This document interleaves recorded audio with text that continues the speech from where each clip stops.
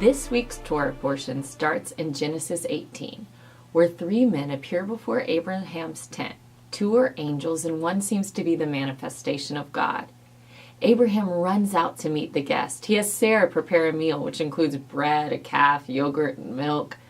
His hospitality is so notable that the author of Hebrews makes reference to it when he says, "Do not neglect to show hospitality for strangers. Some have entertained angels unaware." It is the stranger who seems to be a manifestation of God who tells Abraham that Sarah will have a son. He goes on to tell Abraham about his plans to destroy Sodom and Gomorrah. And in this dialogue between God and Abraham, it shows the unique intimacy and extent of their relationship. Earlier in Genesis, when God informs Noah of his plans to destroy the evil on the earth, Noah was silent. Abraham, however, is allowed to debate with God about the scales of justice, and God listens. The question that has come up for millennia is, why was Abraham chosen?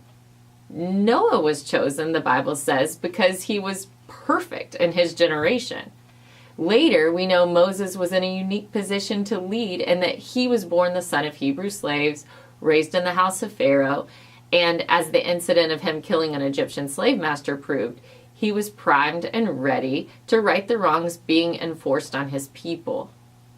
There is a famous tradition in the Midrash that tries to fill in the gap of Abraham's chosenness so that he deserves the position. The Midrash says Abraham's father was a craftsman who made idols. Abraham was inherently offended by the idols that he smashed them with a hammer. The conclusion is that Abraham was a monotheist by instinct even in his boyhood. However, the Bible only gives one explanation as to why Abraham was chosen. This week's Parsha starts out, "Then the Lord said, 'Shall I hide from Abraham what I am about to do? Abraham will surely become a great and powerful nation, and all nations on earth will be blessed through him. I have chosen them so that he will direct his children and his household after him to keep the way of the Lord by doing what is right and just, that the Lord will bring about for Abraham what he has promised him.'" So there we have it. Abraham was chosen to be a father, the father of us all. Father Abraham had many sons had Father Abraham. Rabbi Jonathan Sacks, the chief rabbi of London, put it this way: "The emphasis on parenthood is absolutely central to Jewish spirituality, because what Abrahamic monotheism brought into the world was not just a reduction of the number of gods from many to one. The God of Israel is the God who loves us and cares for us as a parent loves for and cares for a child." Father Abraham exhibited that relationship in the way he interacted with God. The divine creator of the universe is one, and he loves us as a father loves his children. We can approach him as a child approaches their father.